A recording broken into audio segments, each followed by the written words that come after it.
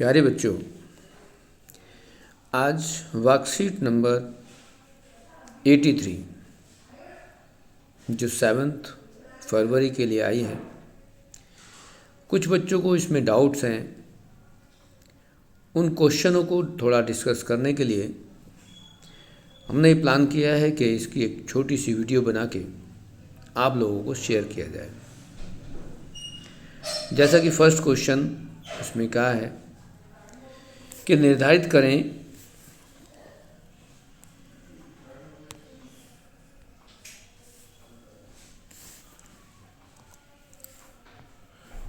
करें कि ये जो आपका क्वेश्चन है इसको हम कैसे सॉल्व कर सकते हैं। उस क्वेश्चन को पढ़ेंगे तो हमें पता चल जाएगा कि इस क्वेश्चन को हम कैसे कर सकते हैं। क्वेश्चन नंबर 1 10th क्लास का वर्कशीट है। उसमें क्या निर्धारित करें कि दिए गए मान समीकरण के हल हैं या नहीं। तो ये पता करने के लिए कि क्या ये इसके मान होंगे, तो हम इन समीकरण में x के मान जो भी हमें दिए हुए हैं उनको रख के देखेंगे क्या ये इसको सत्यापित करते हैं, और यदि सत्यापित करते हैं तो इनके मान क्या हो सकते हैं। तो सबसे पहले आप इसमें फर्स्ट लेफ्ट हैंड साइड को देखेंगे। लेफ्ट हैंड साइड क्या है? लेफ्ट हैंड साइड ये पार्ट है। यदि लेफ्ट हैंड साइड में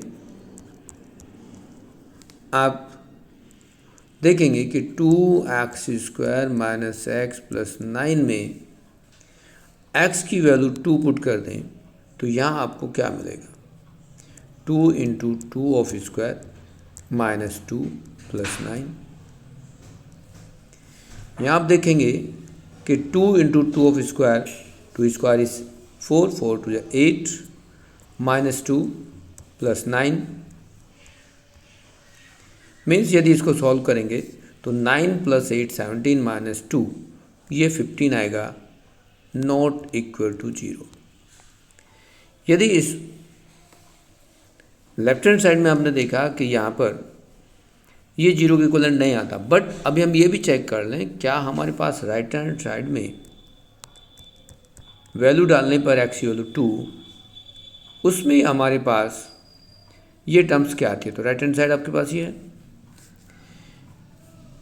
यहाँ पर आपके पास x² प्लस 4x प्लस 3 है। अब यहाँ भी आप x को 2 पुट करें और चेक करें तब आपके पास वैल्यू क्या है।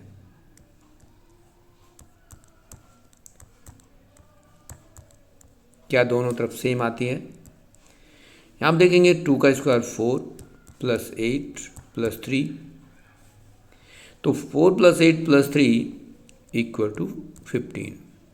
अब आप देख रहे हैं 15 यहाँ भी है और यहाँ भी 15 है, तो दोनों इक्वल आ गए। तो यहाँ पर लेफ्ट हैंड साइड जो है आपकी वो राइट हैंड साइड के इक्वल है।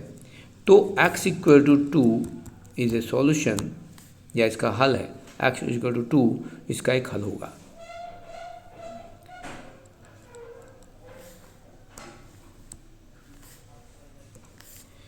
x इक्वल टू 2 एक हल होगा।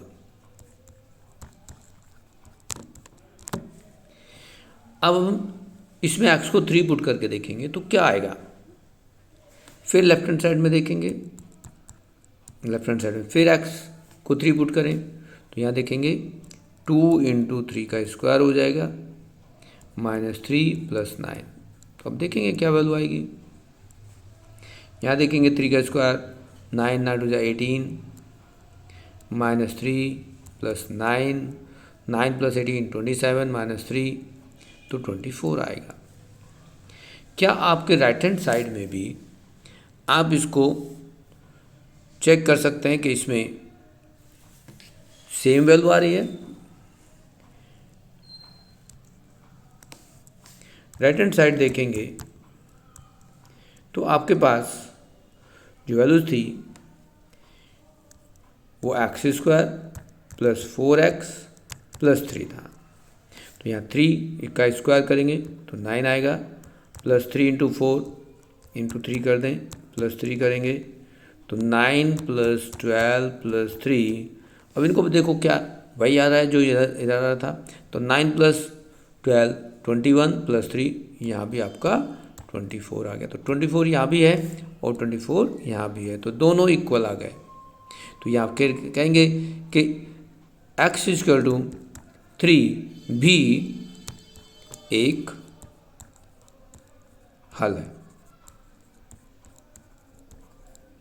इस तरह से आपके पहले क्वेश्चन का पार्ट हुआ कि x इक्वल टू 2 और y x इक्वल टू 3 दोनों इस क्वेश्चन के हल हैं। अब हम देखते हैं क्वेश्चन नंबर 2 को देखते हैं। तो क्वेश्चन नंबर 2 क्या है? अब आप क्वेश्चन नंबर 2 को देखेंगे तो क्वेश्चन नंबर 2 आपके पास है k का वह मान ज्ञात कीजिए जिसके द्वारा दिए गए मान समीकरण का हल हो। अब हमें x बराबर -a दिया हुआ है। यदि हम इसका सॉल्यूशन करें तो x को -a रखना है और k का मान निकालना है। तो हमारे पास जो समीकरण है द्विघात समीकरण वो x² plus 3ax plus k equal to 0 है। अब x को यदि -a रखते हो तो इसका स्क्वायर हो जाएगा, प्लस 3a और फिर -a रखेंगे प्लस k होगा बराबर 0 हो जाएगा। -a का स्क्वायर तो a² ही आएगा, लेकिन यहाँ पर क्या होगा, ये -3a² हो जाएगा प्लस k हो जाएगा बराबर 0। यहाँ से आपको मिलेगा -2a² बराबर प्लस k इक्वल टू 0। अब आप यदि इस टर्म्स को इसके दूसरी तरफ ले जाओगे तो साइन चेंज होगा और ये हो जाएगा 2a²। इस तरह से आपके दूसरे क्वेश्चन का आंसर हो गया। अब आप देखते हैं क्वेश्चन नंबर 3।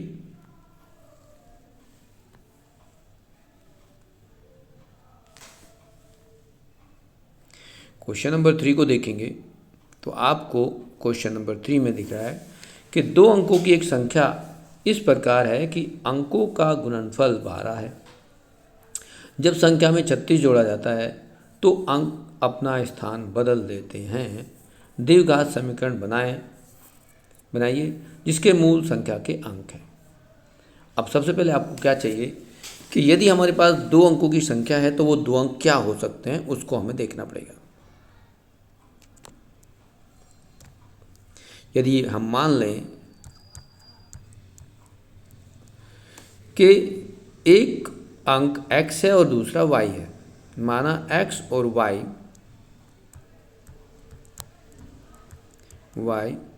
2 अंक हैं, तो इन दोनों का गुणनफल बताया गया है कि वो 12 है। हमने एक समीकरण बना दी, लेकिन 2 अंकों की जो संख्या होगी वो क्या होगी? यदि हम कहें कि इकाई का अंक x है और दाएं का अंक y है तो हमारे पास मूल संख्या जो होगी वो क्या होगी?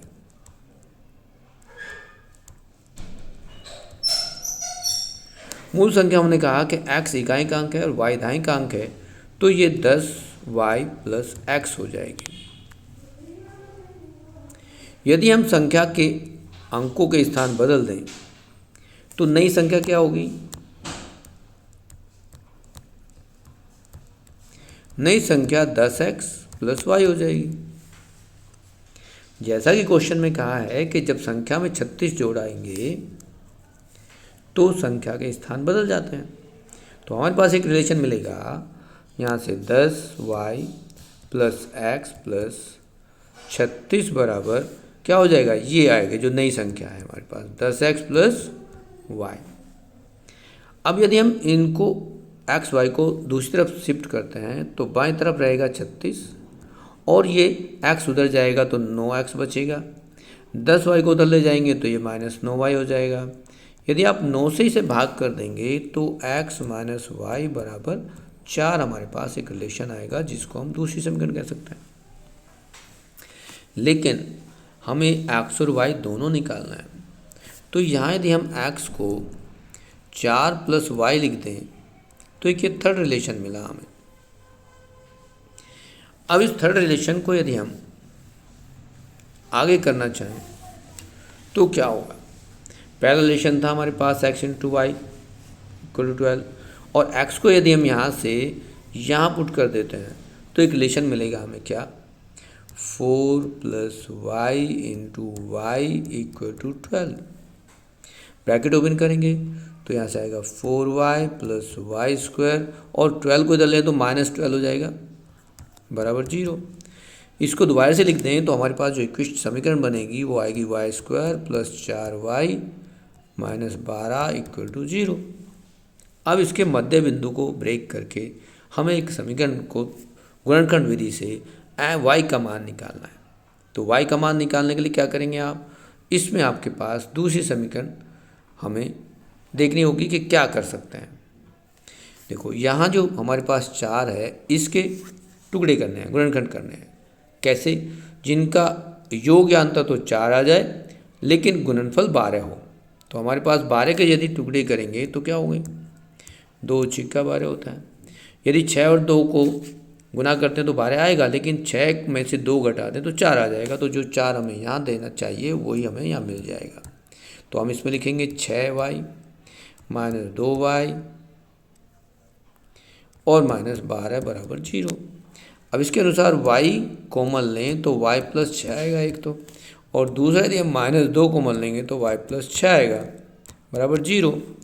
फिर हमारे पास y प्लस 6 एक गुणनखंड आएगा तो दूसरा y माइनस 2 एक गुणनखंड आएगा। अब y का मान हमारे पास यदि -6 आता है तो वो तो संभव नहीं है, जो संख्या माइनस में होती है। y का मान हमारे पास जो है वो 2 आ जाएगा। अब यदि y का मान हमने 2 निकाला तो हम इसको y को 2 रखें तो x क्या आ जाएगा। यहाँ थोड़ा सा हम पार्ट्स यूज करेंगे कि हमारे पास x गुना y 12 था, हमने y का मान 2 निकाला तो x क्या हो जाएगा, 12/2 मतलब 6 हो गया। तो x तो हो गया 6, मतलब एक संख्या हो गई 6, मतलब इकाई का अंक हमारे पास 6 है और ढाई का अंक हो गया हमारे पास 2।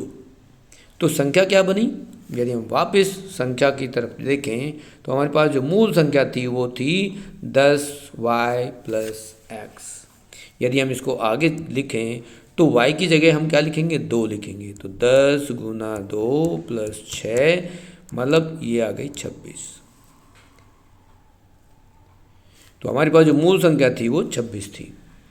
अब उसने कहा है समीकरण बनाओ।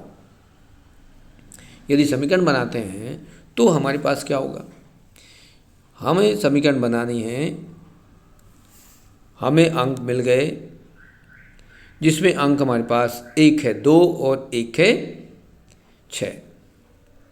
एक मूल 2 और एक मूल 6 है।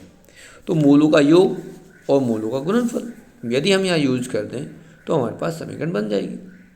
तो मूलों का योग क्या होगा, यदि हम समीकरण बनाना चाहें तो एक्स स्क्वायर, और यहाँ हम लिखना चाहेंगे alpha plus beta into x plus alpha beta.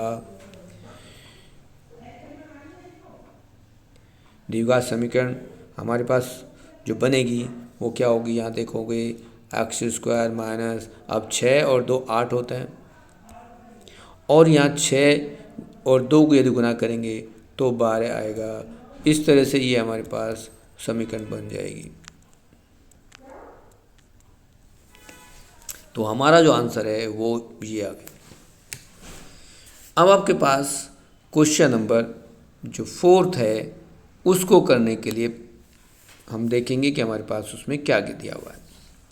Question number 4 में क्या है, निम्नलिखित द्विघात समीकरण को गुणनखंड विधि से हल करो। अब हमारे पास जो द्विघात समीकरण है उसको हल करना है किससे, गुणनखंड विधि से। तो हमारे पास ये क्वेश्चन हमारा यहाँ हो गया।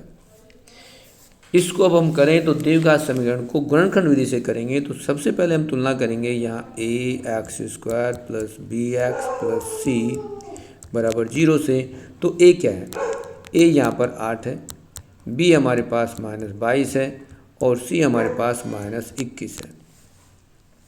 यहाँ हम ए और सी की गुना करेंगे तो -21 गुना 8 करेंगे, यहाँ हमारे पास आ जाएगा 8 एकम 8, 8 दूनी 16, मतलब 168।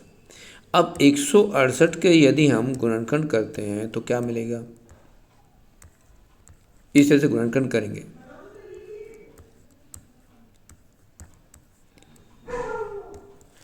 अब हमारे पास जो गुणनखंड मिले वो यहाँ पे मिले 2 गुना 2 गुना 2 गुना 3 गुना 7। अब ऐसी संख्या लेनी है हमें जिनमें दो संख्याओं का योग या अंतर 22 आना चाहिए।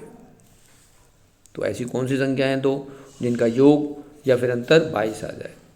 अब ये ध्यान रखना है हमें इन बातों को, देखो कि ये हमारे पास जो द्विघात समीकरण दी हुई है इसमें 2 चिन्ह माइनस के हैं और 1 प्लस का है, तो हमें 2 चिन्ह प्लस के और 2 माइनस के बनाने पड़ेंगे। मतलब इसको थोड़ा सा इंडायरेक्ट में समझें तो यहाँ पर हमारे पास जो 22 है उसमें दो संख्याओं का अंतर 22 आना चाहिए। अब संख्याओं का अंतर कैसे बनेगा इसको देखते हैं। यहाँ हमारे पास जो गुणनखंड आए हैं उनको देखो कि इनमें अंतर 22 कैसे आता है। अब ट्राई करते हैं तो इनको तीनों को मल्टीप्लाई करके देखो, 2 दूनी 4 दूनी 8 या 24 आ गया। और 7 का अंतर करेंगे तो 24 में 7 घटाएंगे तो नहीं आएगा 22। यदि हम 21 7 या 21 और 8 करेंगे तब भी नहीं आएगा। तो यदि हम यहाँ से ये 2 दूनी 4 और 4 सत्ते 28 कर दें और यहाँ 2 तिया 6 कर दें तो 28 माइनस 6 यदि हम करेंगे तो 22 आ जाएगा। तो हमें क्या करना है, हमें यही काम करना था कि हमारे पास जो समीकरण थी उसको हमें मध्य पद को गुणनखंड विधि से करना है। अब मैं यहाँ से कुछ इसको रफ कर देता है। ये हमने ट्राई किया, हमारे पास पता चल गई हमें क्या क्या करना है। हमें चाहिए कि जो समीकरण थी 8x² minus 22x minus 21 equal to 0, तो यहाँ से 8x² minus 28x plus 6x minus 21 और इसको फिर हम बराबर में कर देते हैं 0।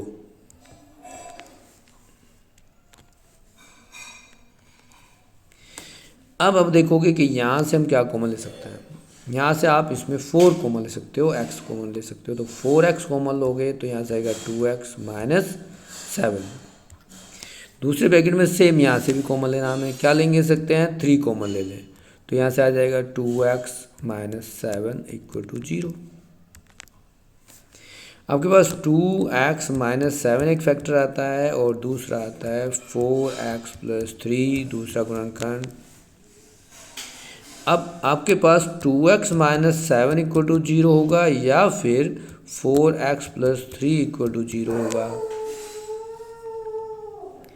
यहाँ से 2x, इस 7 को यदि आप राइट साइड में ले जाते हैं तो इक्वल टू 7 आ जाएगा और x की वैल्यू आएगी 7/2। ऐसे ही यदि आप 4x इक्वल टू माइनस 3 उधर ले जाएंगे 3 को तो ये आएगा और x की वैल्यू आएगी -3/4। इस तरह से आपके ये दोनों मूल मिल गए, इसके हल मिल गए। इस तरह से आपकी जो वर्कशीट नंबर 84 है उसके हमने सभी क्वेश्चंस को किया और इस तरह से आप सारे क्वेश्चनों को 1 बाय 1 कर सकते हो। ये आपकी वर्कशीट कंप्लीट होती है।